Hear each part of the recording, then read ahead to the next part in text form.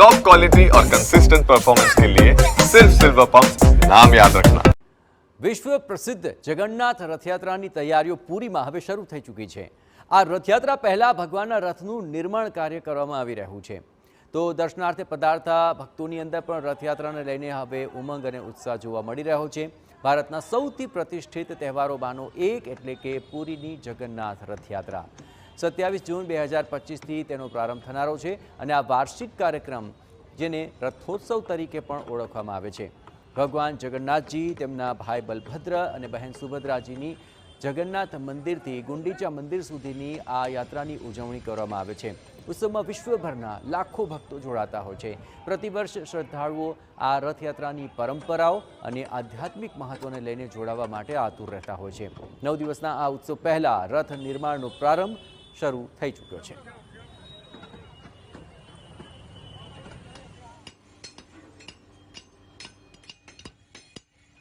हमारे जो काम हुआ है अक्षय तृतीया से स्टार्टिंग हुआ। अभी जो हमारा नेत्रोत्सव है ये लगभग 56 दिन 57 दिन का काम है।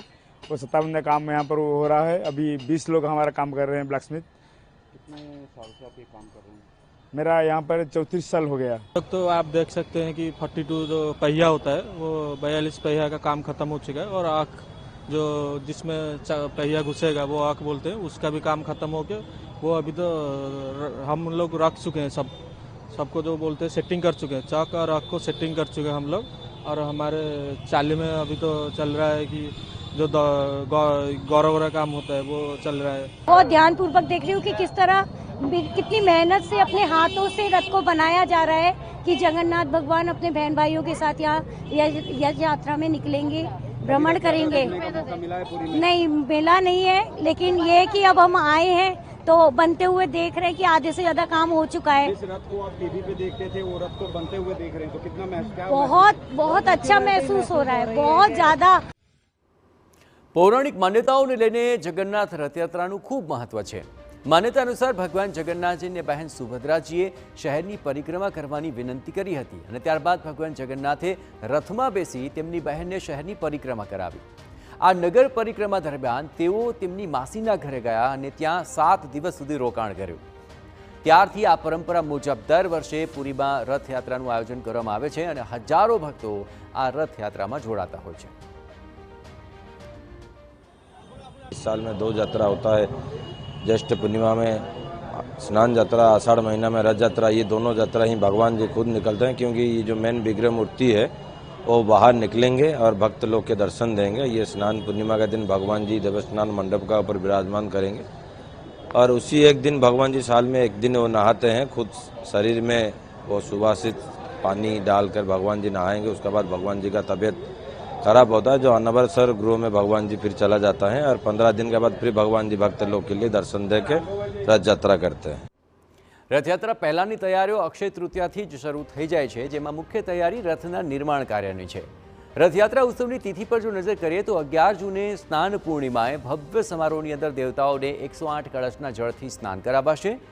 13 થી 26 જૂન અનવસર તરીકે ઓળખાય છે અને આ દરમિયાન દેવતા બીમાર પડી જાય છે અને 15 દિવસો સુધી એકાંતમાં તેઓ વિશ્રામ કરે છે અને આ સમયગાળા દરમિયાન શ્રદ્ધાળુ સાર્વજનિક નથી કરી શકતા અને જે 27 જૂને ભગવાનને રથ પર બિરાજમાન કરી નગરચર્યા કરાવવામાં આવશે। સ્થાનિક વહીવટીતંત્ર દ્વારા તૈયારીઓને આખરી ઓપ અપાઈ રહ્યો છે। વિશ્વભરમાંથી પધારતા ભક્તોને કોઈ અગવડ ન પડે તેનું ખાસ વ્યવસ્થાઓ દ્વારા ધ્યાન રખાઈ રહ્યું છે।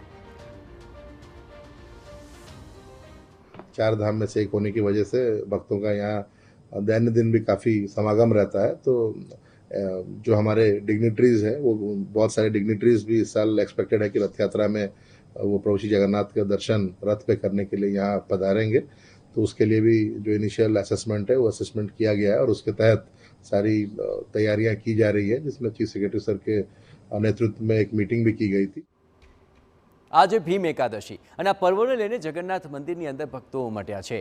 જેઠ સુદ એકાદશી એટલે કે ભીમ 11। ભીમે આ નિર્જળા એકાદશી કરી હોવાથી તેને ભીમ 11 તરીકે પણ ઓળખવામાં આવે છે। આ 11 કરવાથી સમગ્ર વર્ષની 11નું પુણ્ય મળતું હોવાની પૌરાણિક માન્યતા છે। એકાદશીના પર્વને લઈને અમદાવાદના જગન્નાથ મંદિરમાં મોટી સંખ્યામાં ભક્તો ઉમટ્યા અને ભગવાનને પાણીનો ઘડો, કેરી અને હાથ પંખો ચઢાવાયો। વેદવ્યાસજીએ પાંડવોને એકાદશીના વ્રતનું મહત્વ જણાવ્યું હતું, પરંતુ ભીમે કહ્યું કે વર્ષની તમામ એકાદશીએ તે ઉપવાસ નહીં કરી શકે, ત્યારે વેદવ્યાસજીના કહ્યા અનુસાર ભીમે જ્યેષ્ઠ સુદ એકાદશીએ નિર્જળા ઉપવાસ કર્યો, તેથી આ એકાદશી ભીમ અગિયારસ તરીકે ઓળખાય છે।